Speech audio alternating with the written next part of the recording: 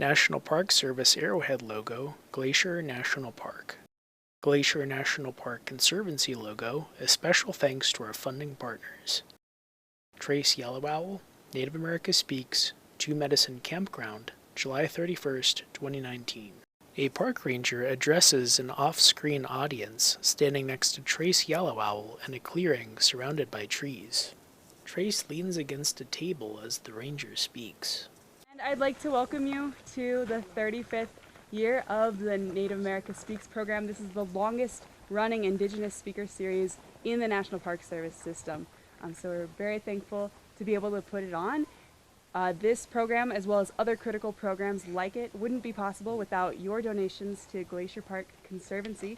And so thank you so much if you are a donator. Before we begin, I do want to respectfully acknowledge that we are on the traditional lands of the Amskapipikani, the Blackfeet people. And on the western side of the park, we are also on the lands of the Salish, Kootenai, and Kalispel tribes. So we'll take a moment to respect that. And without further ado, we'll introduce Treyace Yellow Owl.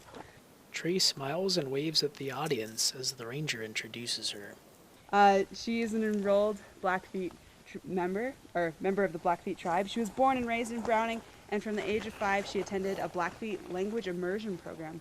And so she is fluent in her native language. Treyace has extensive knowledge in the history and language of the Blackfeet people, and she is involved in this program to spread positive, accurate, and dependable knowledge of her people. So let's welcome Treyace Yellow Owl. Thank you. The ranger walks off screen, leaving Treyace the only one standing in the clearing. She turns around to see if other audience members are still arriving. We'll wait for the others to come.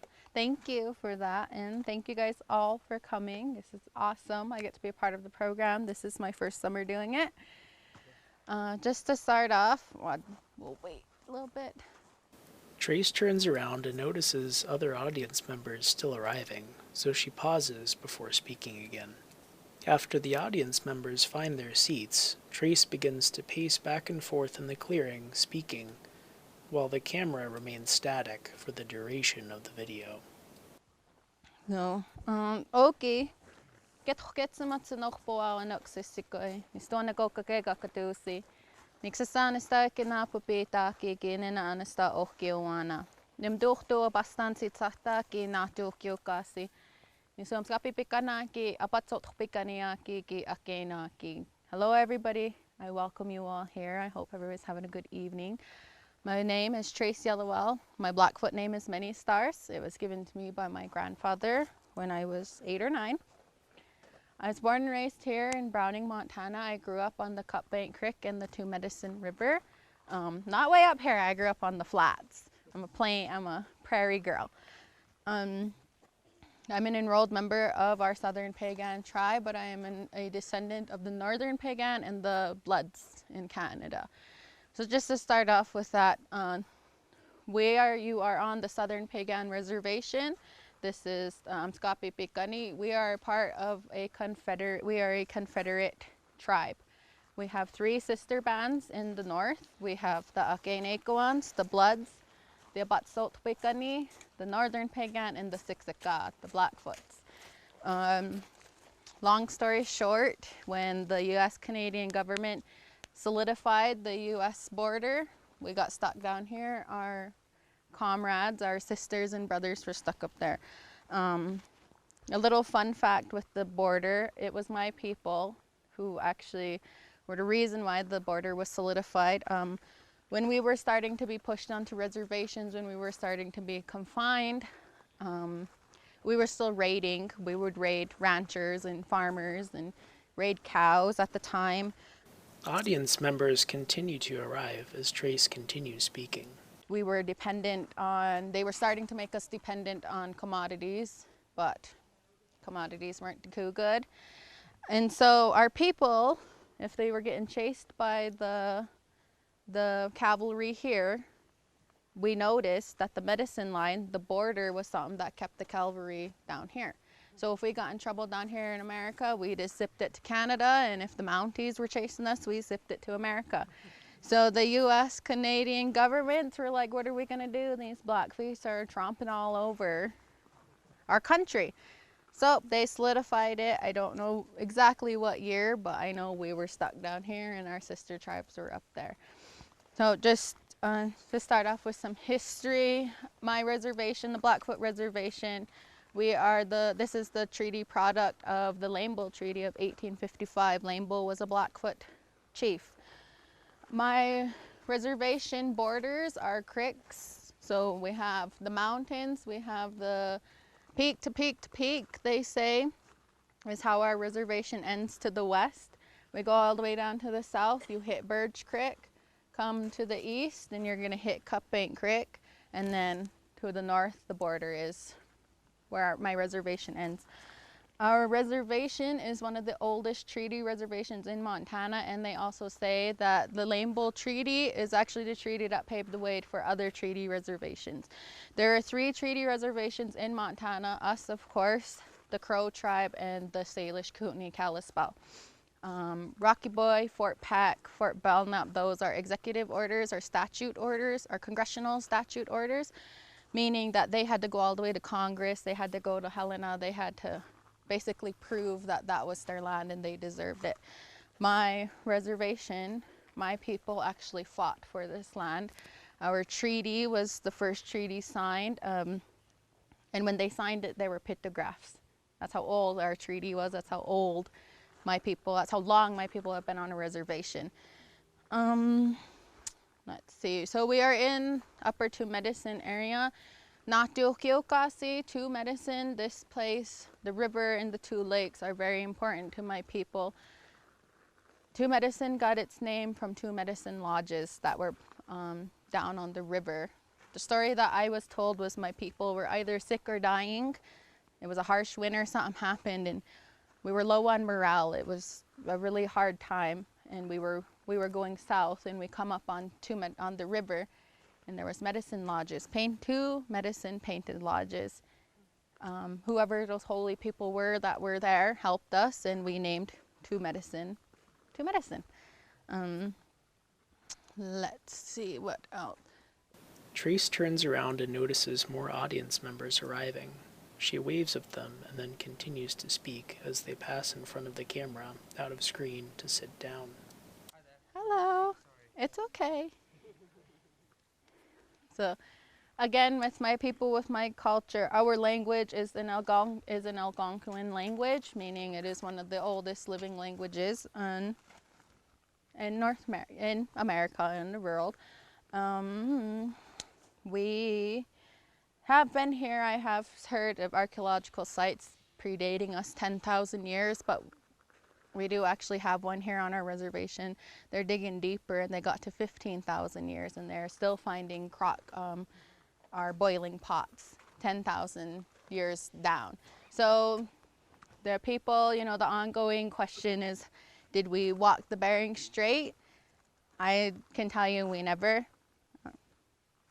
There's too many artifacts, there's too many historical facts, historical sites and archaeological sites that date us here and on this territory in our reservation way before the Bering Strait. My people at one point in time were 3 million strong before Euro colonization. My people's territory reached from Edmonton all the way up in northern Saskatchewan, Alberta, all the way down to the Yellowstone National Park. Now, Yellowstone, we have treaty rights down there just like us, but we share those treaty rights with the Crow and another tribe because Yellowstone, we mostly dominated that area, but there were times where we didn't use it and the Crows used it. But at one point in time, like I said, we were 3 million strong. During the early 1800s, the cavalry, the president at the time, sent the cavalry here to see if they could scoot us out of our territory. The generals wrote back, said it's 10-1 us, what are we gonna do? We're not gonna be able to fight these Blackfeet. Let's find another strategy. So they remembered what happened to the Choctaws, the Cherokees on the Trail of Tears. They sent the same blankets of the same smallpox infested blankets to us. And in my people's culture, in my culture, there are 3 important things that you can gift a person. It is food, blanket and a place to stay. Survival. That's what you need to survive, right? So my people graciously took the blankets, and the government wiped out 3/4 of our nation. We went from 3 million strong to about 300,000 strong. And if that isn't a deficit on a culture and a civilization, I don't know what is.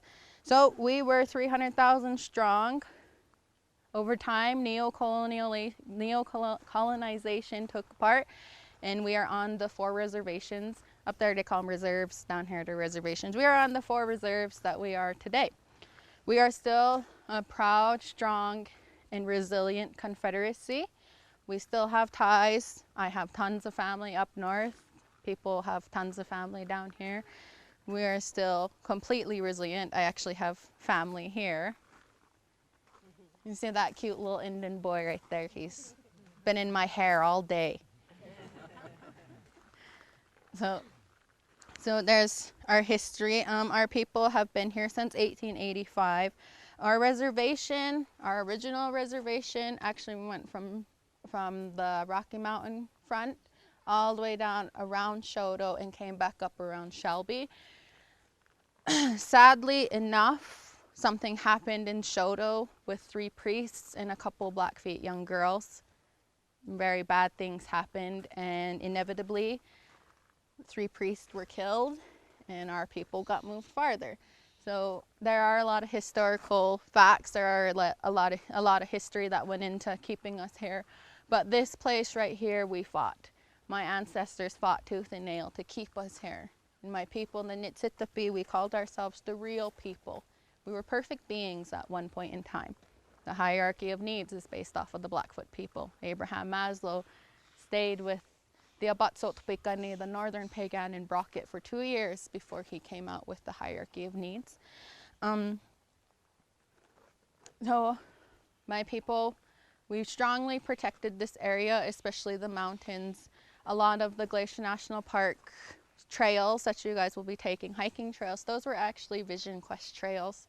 They were already trails that we had been using for thousands of years to come up here to pray, to fast, to gather. That is one of our treaty rights that we fought for when we gave the park to the government. When Glacier National Park became a park, we fought for treaty rights. Our treaty rights were to hunt, gather, and fish in the park. To this day, I still exercise my treaty rights. I've gotten into some trouble with some rangers here and there. But our people fought for this area because this area has so much more. During my interview, I was actually smelling some peppermint around here, licorice root, aspen. We don't have any aspen around here. There are a lot of medicinal plants used here. There are a lot of plants that we used as neosporin, lots of plants that we used for tummy aches, for toothaches. There is a fungus that will grow right around this time that we boiled and used for toothaches. Stuck it on your teeth. So this area that you're in right now the purpose was mostly for hunting and gathering. We weren't much of mountain people. We didn't live in the mountains, but we did rake the nice things that come from it. We were a plains people, but we were nomadic. We weren't farmers. We didn't plant the chokecherry trees. Those have always been here. Huckleberry, Sabbathberry, or some people call those June berries. I just learned that this year. I never knew people called Sabbathberries June berries.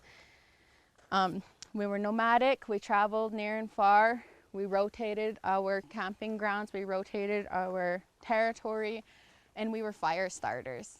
That's where the story comes of Blackfoot. My people knew that if we lit prairies on fire, what grows the next spring? New, green, good grass. And grass brought the buffalo. So we were kind of a little ahead of our times, but the story I heard of us being called Blackfeet was we walked through one of our burnt prairies and we had Blackfeet. One notable thing about the Blackfoot people were our moccasins. When we make our moccasins, when we put the sole together, they would actually, in between the sole and the top of the moccasin, we would sew a piece of rawhide or a piece of cloth and make a tail at the end. And that was our way of showing visitors, other tribes of other territories, that we were walking, that was our territory. People seen the tail, the tongue coming out of the back of the moccasin and ran the other way. But I have to say, I know my people were called the Lords of the Plains, and at that we were. There are bones and artifacts found of Blackfoot people where a woman was 6'5", a man was 6'7". I'm barely 5'6", so I couldn't even imagine my ancestors. But we were, in a sense, we were the Lords of the Plains. We did have vast, huge territory that we ruled, but we weren't a warring tribe. I know there's history books and there's different stories of us being these like really fierce killers that killed people, but we were actually more, I like to explain my people as hippies. We really, we really respected spirituality. We really respected other human beings, you know, just me to you guys right now, we're all the same. That's how I was taught. Wars were brought upon us and we would beat them. I think it was mostly our height that had to do with it. But we weren't a warring tribe, and counting coup was one of the greatest things that my people had, because a warrior can run up a foot away from another warrior and hit him and say, I respect you enough to let you live, but I'm strong enough to be that close from you to kill you. Our people were the only people to wear top knots. If you see any pictures, historical pictures of Native Americans with a great big knot of hair, mostly Blackfeet. That was a taunt. Our warriors wore top knots because that's an easy scalp, hey? If you got close enough to cut that scalp off, you know, you killed them. So our people were very prideful, we were very dominant, but we were also very respectful in that sense. But to wear an arrow top knot, to wear a top knot as a warrior meant that you were like, you were the bee's knees, I should say. You were like, if you were an old man and you still had a top knot, man, you was this it. You was probably chief now. Let's see, another history. So another fun fact about our people is that a lot of people only think that we ate meat. And meat, buffalo was kind of wasn't actually a huge part of our diet. Meat wasn't. What was a big thing about a huge incorporation in our diet was actually our roots and our plants, our berries.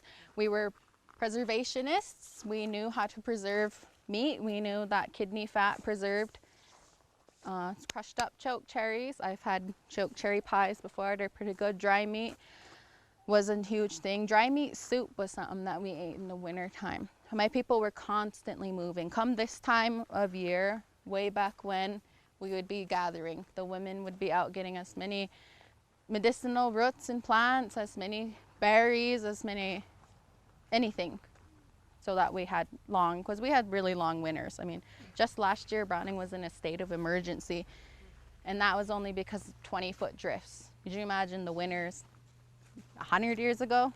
Ooh. So my people were, that's one fact that people can't not get wrong, but meat was probably, I'd say 40% of our diet. We drank bone broth. That was more, it's actually proven to be better than coffee. It don't taste very good. I don't recommend drinking bone broth. But we ate turnips, there's wild onion that grow around here, you know, there was a huge, vast vegetation that was incorporated into our diet. We were very well-rounded. We also had a lot of endurance games that we let the young boys play. You know, our people were a working people. Come on up. It's okay. Treyace turns around and notices more audience members arriving. She welcomes them, then continues to speak. Our people were always working, always on our toes. Everybody had a purpose. In the Six-Gate, Sitapi, and the Blackfoot Confederacy, and the Blackfoot way of knowing, we all had a purpose in life. You know, the women and the men. And another thing that people get wrong, history books get wrong, is that we were a patriarchal society. But we are one of many indigenous peoples that are matriarchal. The history books show all the chiefs signing the treaties, but they never ever acknowledge the fact that every single one of those chiefs' wives were standing behind them. And actually, when it came down to it, our men, if they wanted to move camp, say tomorrow, they had a meeting. All the men had a meeting, said, we're gonna move camp tomorrow. They went home and told their wives, and old wifey Pooh said, no, 4 days. Well, 4 days. You know, we were a matriarchal society. A woman sits holy in our okons and our sun dances. It is a woman that does it. In a beaver bundle, if the lead woman isn't there, you can't have the beaver bundle. Say if her husband was sick, she can just appoint like somebody and say, all right, we're gonna have the ceremony. But if your wife's sick, you just stay right there until that woman is there. So our women and men, we were a matriarchal society, but we were also very balanced. In our teepees, the women sat on one side and the men sat on the other. Not to show that we were different, but to show that we were equal. Because everything comes to the top of a teepee. And we balanced each other. So that's one thing I like to tell people. And I like to remind all the women out here, you use the boss, not the man. That's why that's the big joke in Indian countries. Blackfeet women are real mean, but we're the boss. Let's see, what is that? Can I answer a question? Does anybody have a question? What's a beaver bundle? So a beaver bundle, so okay, that's a really good question. My culture, our spirituality, the way I like to explain a beaver bundle is it was like our church. It was a ceremony that we opened, and it was a ceremony that was given from St. Mary's Lake. They say Waterton or St. Mary's is where it came out of. The story is that a young boy was crying at the edge of the lake. The story I was told was that there was this young boy crying at the edge of the lake, and a beaver swam up to him. He said, my father wants to talk to you, come with me. And they dove down into into St. Mary's, and there was a whole other world there, the Suyata Peaks, the underwater people. And that was when he was given the beaver bundle. It was something that needed to be brought back to our people at that time. It was a sense of prayer. It was a ceremony. It is a ceremony. The young boy brought it back, was told everything, and in a ceremony, in the beaver bundle, there's otter skins, there's cranes, there's preserved animals in there that we dance and pray with. And really what it is like it's like our New Year's. So Blackfoot New Year is in the spring when everything's coming to life, when animals are being born, when babies are being born. When there's new life, we pray for new life. We honor that. That's when our thunder pipes open. That's when our beaver bundles open. That's when we have the sun dance will actually probably be going on next week. But it was one of our ways that we prayed. It was a ceremony. It was something of great importance. It still is of great importance. You need a man and a woman. There's a lot of teachings within a beaver bundle. And when you are a beaver bundle holder, if you're a crazy dog, if you are anything of spiritual, of higher power like that, our people really emphasize living good lives. So when you own those bundles, when you own those ceremony, a pipe, a rattle, it's a tool to lead us to our spirituality, is a tool to keep us going in the right path. They are tools that keep us grounded. You know, when you're a beaver bundle holder, when you're any kind of ceremony person, you can't get mad. When you're a bracelet holder, you can't hit your kids. Your aunts and uncles do it. The aunts and uncles do the discipline. And to me, my understanding of our ceremonies is that it was a tool. It was our tool to get to Creator, but it was a tool to live a good life because it gave us those teachings, you know, to have a kind heart, to have compassion, to be empathetic, to be human is really what our bundles, what our ceremonies are about. You know, they're about healing right now. When they do the sun dance, our sun dance is for healing. It is for prayers. When people do vows, you know, addiction, somebody has cancer, anything like that, we're praying for long life. That's one thing that our people pray for, is long life and survival. And that's how I like to explain our ceremonies, again, it's hard if you're not there, but that's what they are. They were tools to keep us in a good straight path. You know, they were like reminders. You know, long time ago, our social structures, our social stand-ins were a lot different. We had societies, and those societies in themselves had a job. The Ganaksamidax, the crazy dogs, were like our police. They did everything. Something bad happened in the camp, the crazy dogs handled it. You know, nobody else handled it but them. They were the ones that sent the war parties. They were the one that kind of did that. And then our ceremony people had a higher power because they were the ones that kept our spirituality. They were the ones that kept our morale, hey? Kept us up. Because prayer, spirituality and prayer is the biggest thing that you can have. And I'm not saying that you guys all need to convert to Blackfeet. You know, I respect everything. I respect Christianity, Catholics, Hinduism, anything. You know, that's just one of the teachings that I was taught within ceremony, within your prayers, is you respect other people's prayers, because all prayer is good. Whoever is up there, Alpha, the Omega, Creator, Buddha, who's ever up there, he's probably the same person. And it's just our way of gifting him, talking to him, helping him take our sorrow away, our hurt, our sickness. But that's what our ceremonies are all about, is bringing us together, praying, healing, having that power. Anybody else? How many tribal members do you have now? So according to our last census, I'm pretty sure it was 15,000, over 15,000 enrolled members. That's just here though. Up in Canada, our sister tribes, the Canadian government was a little more lenient towards Indigenous people than the US government. Our brothers and sisters to the north have retained a lot more of our language, have retained a lot more of our culture because their boarding schools were different. But in Canada, they don't have blood quantum. Have you guys heard of blood quantum? So in America, you have to be 1/4 Blackfeet, Navajo, Apache to be considered Indian. Exactly. Isn't that crazy? We're like thoroughbreds. And I'm a half.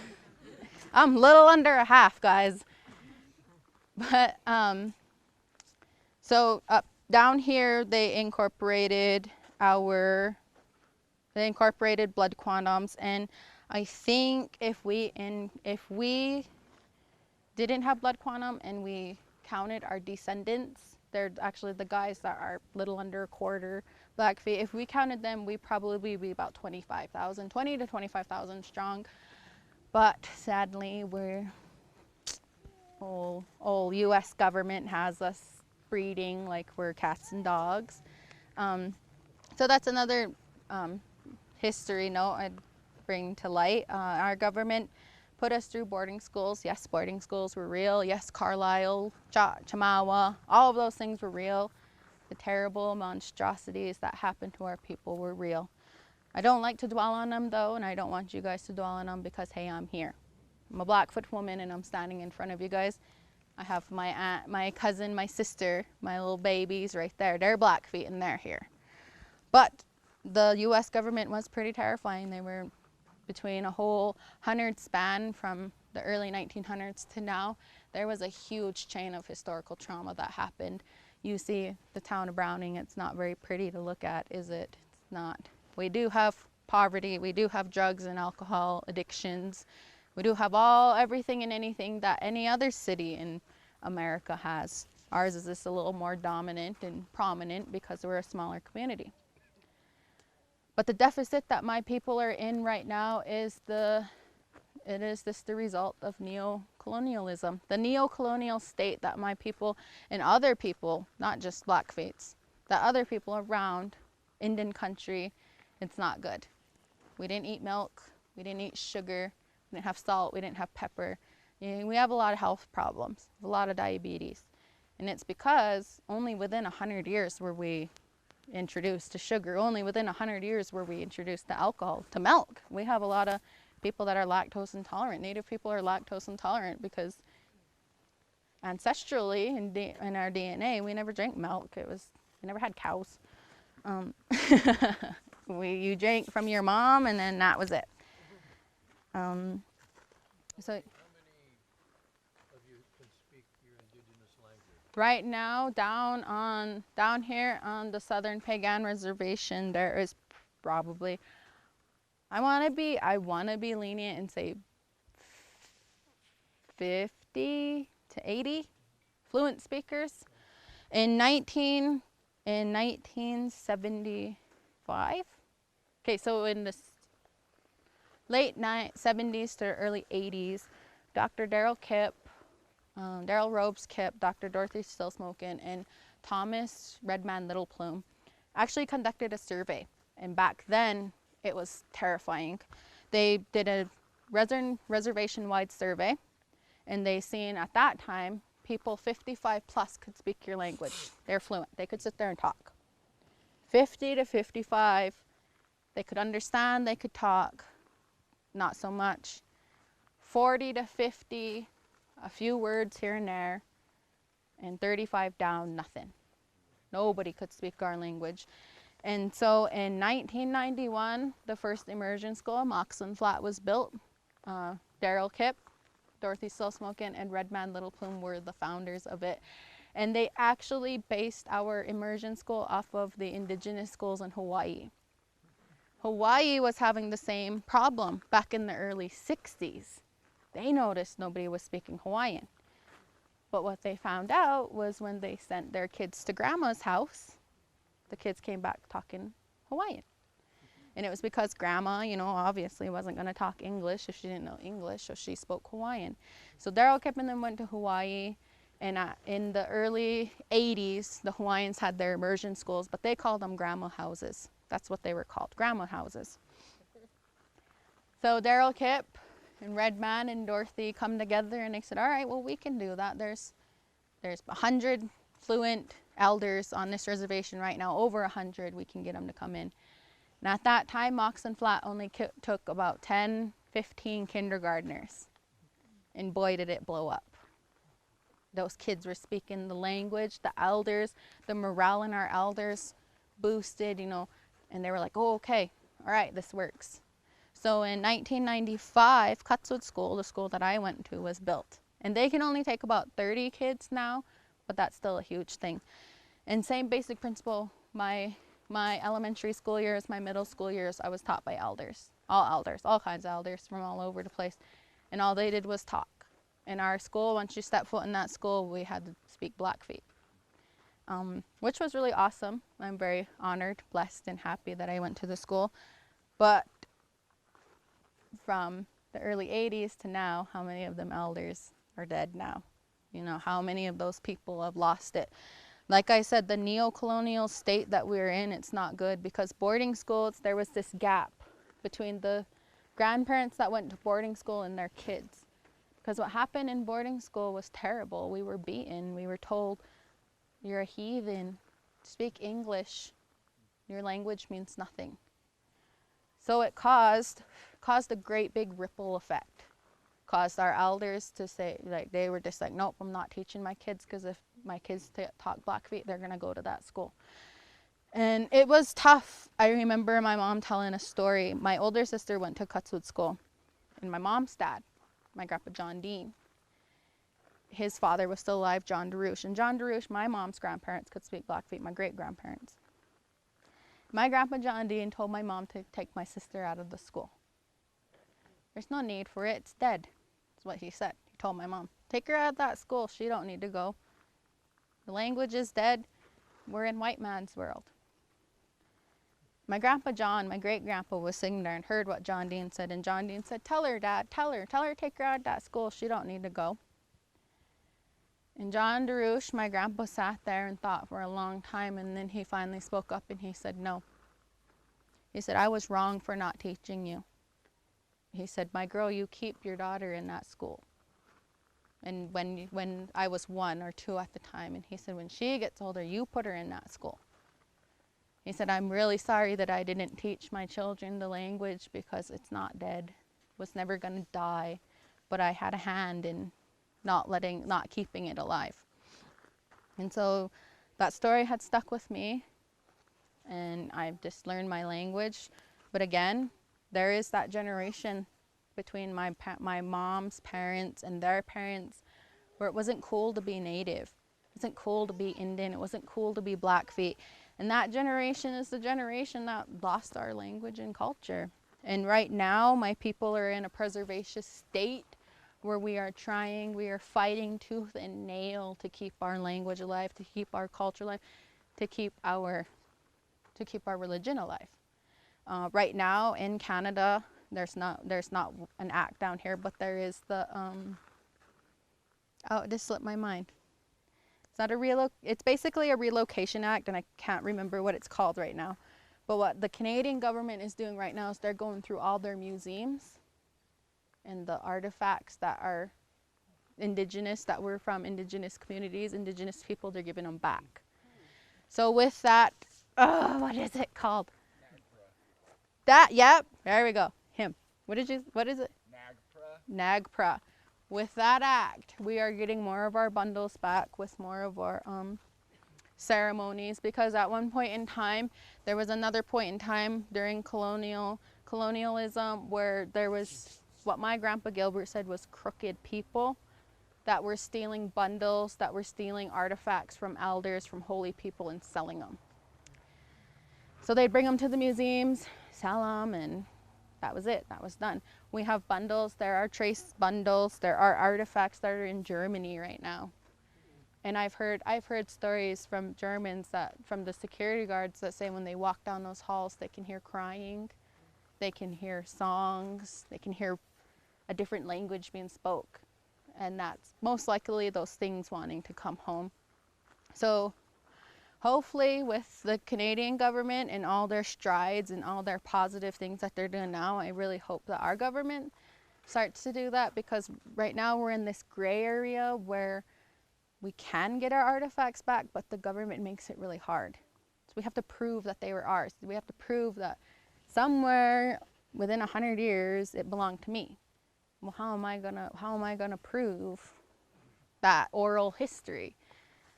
That's another thing about our people, is nothing was written down. We have writing on stone up in Alberta. That was a sacred place. Those are the best recorded pictographs of my people. The last pictograph was drawn there in the early 1900s by Chief Bird Rattler, and he actually drew a train and a car. It's super cool. I always wanted to see it, but I've seen pictures of it. But he drew a train and a car in his drive up. But other than that, our language was mostly our language, our history, our culture, our teachings are all oral based. Hence why another reason why the government tactics worked is because we didn't have books, we didn't have recorders back then. It was just, I'm going to take your kid and you'll see him in 18 years. Basically is what happened. Is your language written? Kinda, vaguely. Right now, we do have some people see, the thing about writing our language is it's really weird. I'll tell you a word, like get the fix. Like, how do you write that? Like, what is that? Like, I don't even know what that is.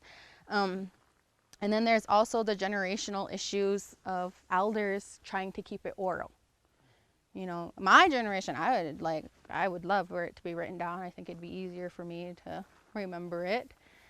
But there is this generational gap again of older people trying to keep our old ways, and I respect it, I really do. But right now, in 2019, we need it to be written. And there are elders that have come up with an alphabet. It's a little strange, but it is actual phonemic alphabet writing. It is actual phonetics, and I really like that about it. But can't teach an old dog new tricks. That's the thing. No offense. But that's the thing right now. When we come together as a confederacy, it's a huge fight. Because some elders are like, no, keep it oral. We never wrote. Some elders say, well, okay, well, I want it written this way. Somebody's going to say, no, I want it written that way, you know. So right now, there are strides to making it a written language, because the Flathead Reservation and the Crows are starting their own alphabet. And I think it's the coolest thing, you know, and that's one thing I got up in front of some elders, and that's what I said. I said, why not make it a written language? Why not have our own alphabet to give it ownership? It's our language. Why are we trying to write Blackfeet with English writing? Why are we trying to have Franz, can't remember his first name, the Blackfoot dictionaries. Have you guys ever seen a Blackfoot dictionary? They're super weird. Coming from a language speaker, it's really, really hard to read those words because they are from elders from long, long time ago, but it was a white man writing it. It was somebody else trying to be like, okay, well, how am I gonna, okay, K-A-H, K-I-H, like what am I gonna do? Okay, this little apostrophe means, and then 10 years down the road, somebody's like, well, what does this mean? Like, is it a stop? Is it a breath, or is it a, you know? So that's one thing. I really hope my language is going to be written. We do have some younger people working on an alphabet, but it probably won't be set in stone until like I'm old and I get a say. Because right now I'm 20 and I don't get to say a lot. I mean, I do, but when it comes to an elder, it's not my time. But our language should be written. I agree. I think we should have our own alphabet. And I think I know it would keep my language going. Because right now we're in a world where we all read books. I like to read books. I'm a bookworm. I'm a nerd. I like to read Facebook. You know, why can't we type on Facebook in Blackfeet, you know? So that's one thing. Another thing that our people are working for. So the alphabet, another thing that we have on our reservation now is the Food Sovereignty Act, the Food Sovereignty Program. And what a group of young people, young women are doing is bringing back all of the old indigenous recipes and coming up here. And I tried some actually this week. I tried cedar maple tea. And it tastes like it sounds. I'm not lying. I mean, it was good, but I was kind of hoping for something else besides thinking I'm drinking a tree. But Mariah Gladstone is kind of the head of it, and she does Indigikitchen. If you Google it, her recipes will come up. They're super cool. But that's what she's doing, and what makes it cool about Indigikitchen and what she's doing is she's actually breaking it down to the science, to the nutritional facts of it. Because if you drink cedar tea, it actually has more vitamin C in it than orange juice. Than orange juice. Like, you know, isn't that crazy? And she put maple in it to make it taste better, but it didn't. I've had licorice root tea, licorice roots for upset stomach. I just wanted to try it at one time, but yeah. So there's that. So I'd like to promote that. If you guys want to Google Mariah Gladstone, Happy Rock, you remember it, Gladstone. Those are super cool, super awesome resources. Another thing that that we're doing right now is the ENI initiative. And what we're doing is we are trying to make our buffalo, our bison be freelance, just like Yellowstone. You know, they're gonna hopefully be marching around up here in the next 5 years. What started it was back in the 2010s, Elk Island bison herd was actually traced, their indigenous DNA was actually traced back to here, to the Blackfeets. So they contacted our tribe. We sent people up in 2016 and brought them down. So if you guys go into East Glacier, those are the Elk Island herd. That's super cool. I was a part of that. We also got some buffalo from Oakland Zoo just this year, we got some calves, some yearlings. I think we got about 10 of those guys. And they are down right now at they probably are with the herd now. They were at the AMS ranch for a couple weeks, getting them used to where they're at, but now I think they're with the herd. So that's a really super neat, cool thing that my people are striving and doing right now is our ENI initiative. One thing that we hope within the next 10 years is that we are bison eating community. You know, we're gonna try and get away from buffalo, try to have our own processing plant and everything like that. Buffalo doesn't really, it's not my taste, but I think I'd like it. It's really, really rich. If you guys, I have to warn you, if you eat buffalo, you're not used to it. It's really rich. Might make your stomach hurt. So yeah, there's the Indian Initiative, the food sovereignty. It's super, right? You know, and there's so many ranchers that want cows, and I'm just like, dude, raise buffalo, like. So yeah, Going back to your woman talk, and I think this is true of the Blackfeet, but a lot of the tribes, when a man married a woman, he moved next to her family. Yeah, and another thing in our culture was your mother-in-law. Say I married somebody, my husband wouldn't get to talk to my mother until he gifted her, till he gave her something, because it was him saying, you know, I respect this woman that I married, but I also respect the woman that she comes from. But yeah, that was one thing. And one thing in our culture and other cultures too is if you divorced your wife, she got everything. You probably got the clothes that were on your back, but she probably made them. So I would be hateful and be like, nope, give it back. I beaded those moccasins. Yeah. But yes, Going back, we lived just off the Spokane Indian Reservation. I actually taught on the Yakima Indian Reservation. But the Spokanes, the Coeur d'Alenes, the Yakima, the Kalispels, they all would come over here and hunt buffalo. The big downfall for the Indians were getting rid of the buffalo, because the Indians, and someone figured that out. If we get rid of the buffalo, we'll beat the Indians, and that's exactly what happened. But they got along with the Flatheads, which is the first Indian reservation, I think, on the other side of the yeah. yeah. They got along with the Flatheads, but they all feared the Blackfeet. Yeah. Along with the white trappers. So the Blackfeet had a real reputation. Well, there's the only Indian tribe that Lewis and Clark, who depended on the Indians, had conflicts with. Yeah, that story, it's actually a really interesting story, the Lewis and Clark story. When they came, my family, my uncle actually owns the land around the fight site. The fight site is still here. That's awesome that you know that. Lots of people don't know that. So Lewis and Clark did come through here. They did have a little quarrel with some, hold on my boy, with some Blackfeet braves. Long story short, these young Blackfeet boys were trying to steal their horses, and they did. Clark's horse and left an Indian pony behind.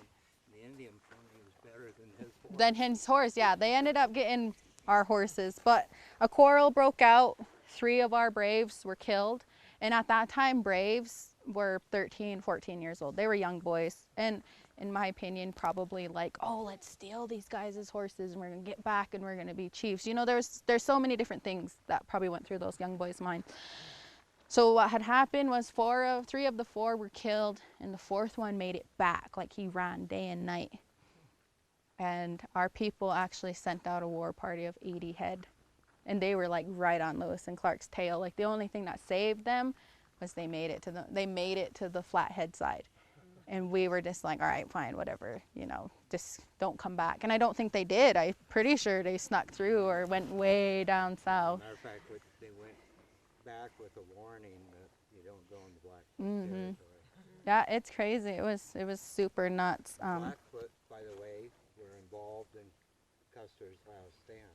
And we were killing. Mainly the Sioux, but there was at that point, the Indians kind of figured out we can't be one tribe and beat the white people. We have to unite. So in Custer's last stand, there's Blackfeet. There was Blackfeet, and we were actually there to hunt the Crow Scouts. So the Crow people were our enemies, have been our enemies, still kind of are.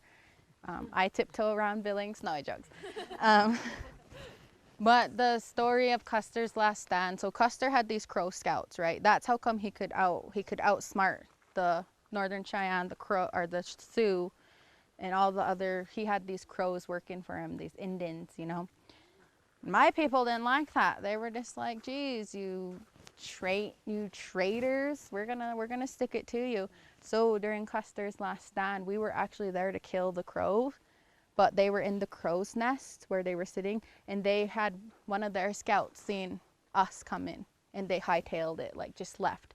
So we got there, and the Cheyenne and the Sioux already had Custer dead, and so we just we're like, okay, well, good job. We're gonna go home. Do you have a question? So when you were talking about like rankings and stuff, you mentioned like a hair bun thing on a warrior. Like, is there a certain task that has to be accomplished for a warrior to carry that honor? To carry a top knot? Yeah. Just don't get killed. In South America, they have this. I think it was the Aztecs. Like, back in the BC era, I think it was like 1500 BC. They would give you a warrior like this shell necklace. If the warrior could have 30, I think it was 30 bullet ants bite him at once. Oh yeah. See, we weren't like that. We never had rite of passages. That's kind of what that is a rite of passage. We never had that. So my people, if you were a boy, you grew up knowing a man's job. If you're a woman, you grew up a woman's job. The boys played certain games that made them tough. We have run and scream. That was a game that was played for buffalo runners. And what you do is you run and you scream at the same time. And it's super hard. It is like, I can probably make it like from here to that tree. But that was something that was kind of like a rite of passage, because if you could scream and run a far distance, then you can outrun some buffalo, hey? And that's what the buffalo runners did, was the boys, they dressed up as calves at the end, and they would pretend to be lame or pretend to be sick. And buffalo, they're a really protective herd. They're really protective. And so the boys, once they got the herd's attention, another group of warriors would come from the back dressed as wolves, and they would push them. And the boys would get up and run as fast as they can. And what those boys did was they jumped off the buffalo cliff. They jumped off of the buffalo jumps. And do you think you could outrun buffalo? Like a whole herd? I don't know, but I think faster.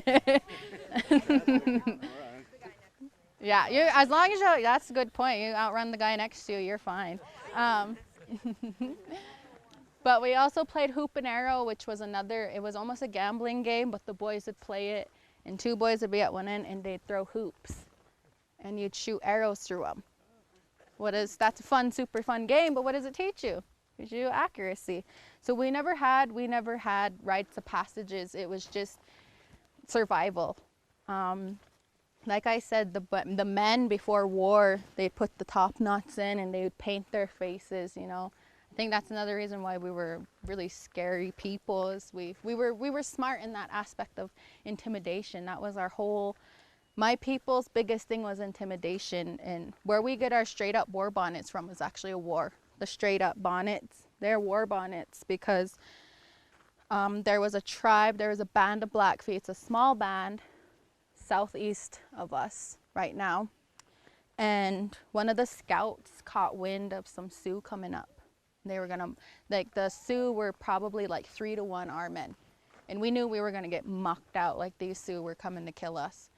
And one of the men had a dream, and in his dream he was told to make this bonnet, this straight up bonnet. So they did. They stayed up all night. All the warriors made these great big flamboyant bonnets.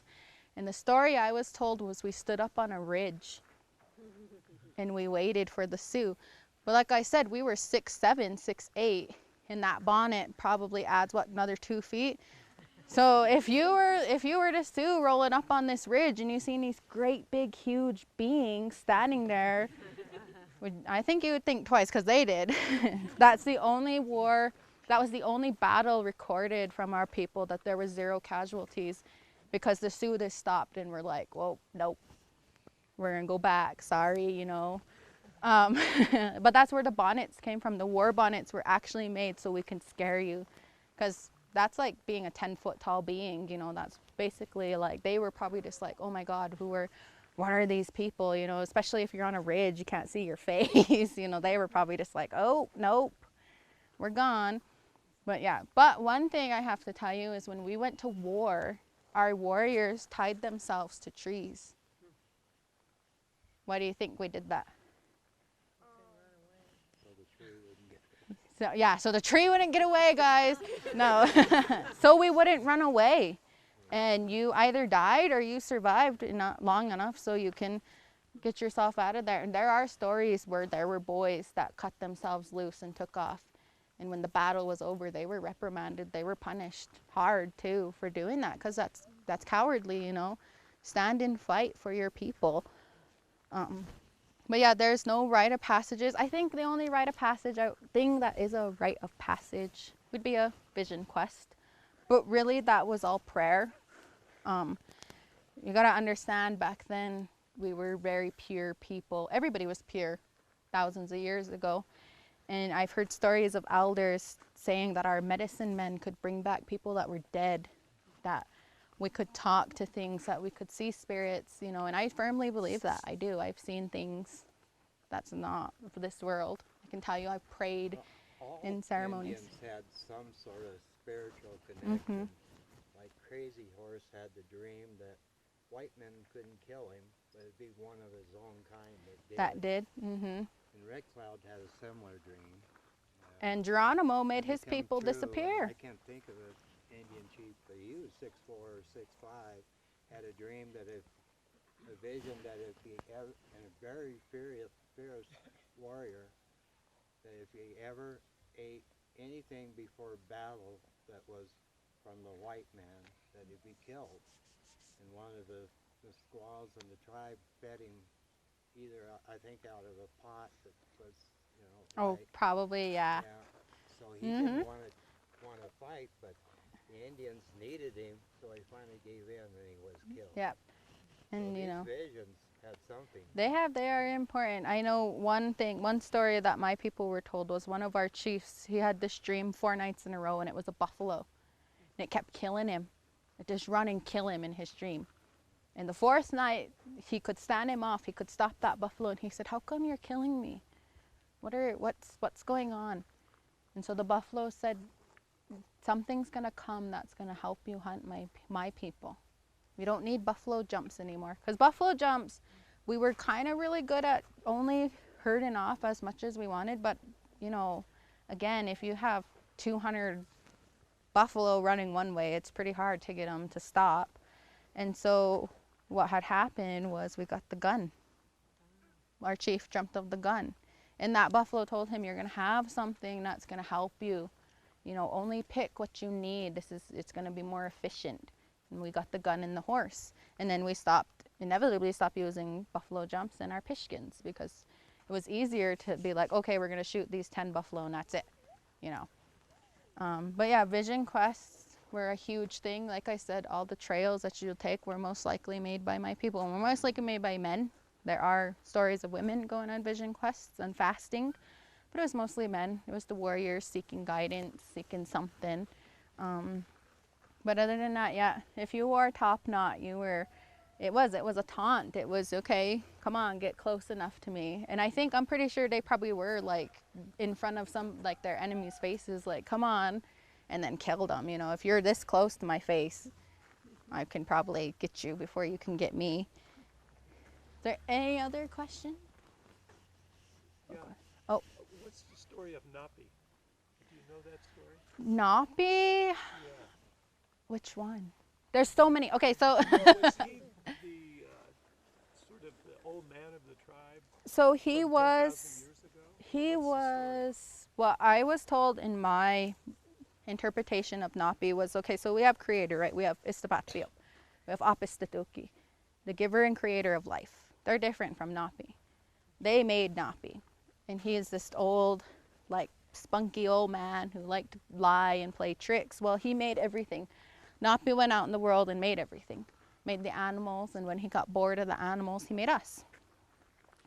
But Napi had so many different things. Like I said, he made all of this, but he also caused a lot of things. And Napi stories were actually told to our children because they have morals and values. They were actually social structured stories.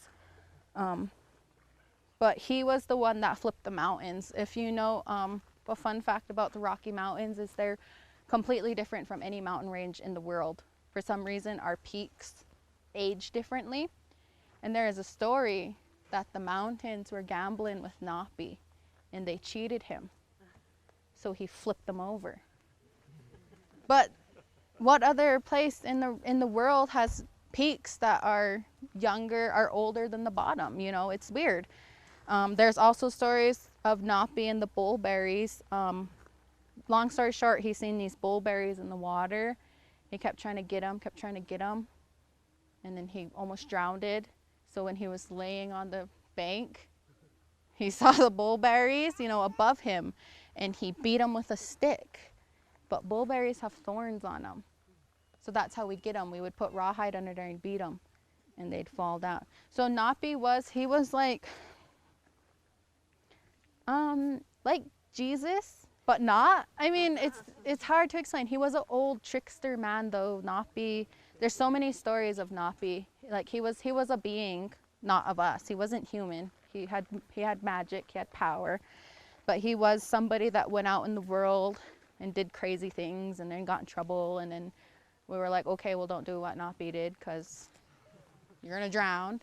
But Napi was essentially the person that made us. But we know that there's creator. We know that there's a God. He was just like his helper. Like I said, like he was like his Jesus. Like he was like our Jesus in a sense, where he went out, he gave us medicine. I actually heard long time ago when I was little, these old men were laughing and joking. And they said, Jesus met Napi. Nuh-uh, Jesus didn't meet Napi. They said, he did. He went across this big water, and he watched him carry the cross. And that old man said, do you not believe me? And I was like, no. He said, what do Catholics burn at funerals? They burn cedar. And he said, and what does Jesus wear? And I said, a cross. Well, we put up bunny crosses. We put the morning star behind our teepee. And so that was one of the stories that I was told. And I firmly believe that Jesus and Napi, I mean, that blew my mind. You know, where did they get cedar across that big old ocean, you know? But yeah, Napi was somebody who lived here. Napi was somebody who helped us. He was a being of great importance to us, a person of great importance. And the story is that he went away, and when we need him the most, him and Scarface, when we need them the most, they're gonna come back and take our people. That's just the story. I've never, like the old people say, well, when we need him, they're gonna take us away. And I said, take us away, where are we gonna go? They said, I don't know, Napi's gonna take us somewhere. You know, so if there's ever an apocalypse, we're gonna survive. No. Did you have a Curly Bear Wagner? I think, I don't know. No, not with the INI initiative now. He has been a part of Native America Speaks, so he was one of the main Blackfoot people that brought this program here. But I don't, is Curly Bear dead? He's gone? Yeah, he's gone. Yeah, no, the INI initiative, sorry, the INI initiative started in 2011.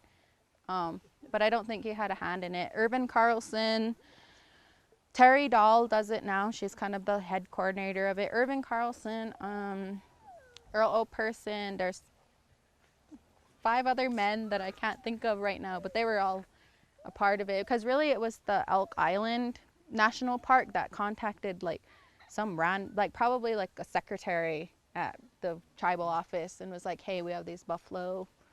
And from there on, it just spread like wildfire. Smokey right at the door said that they had been talking about Smokey. since like the 80s. Since the 80s? Yeah.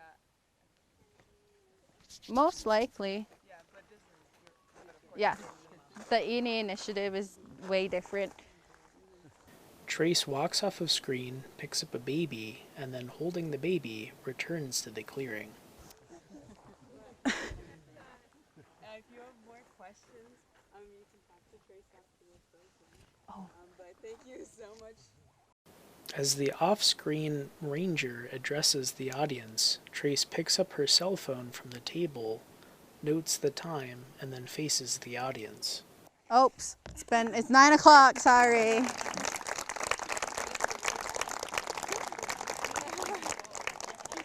Holding the baby, Treyace leans over and begins speaking to it as the audience applauds. Who are these people? Cool. Thank you, everyone.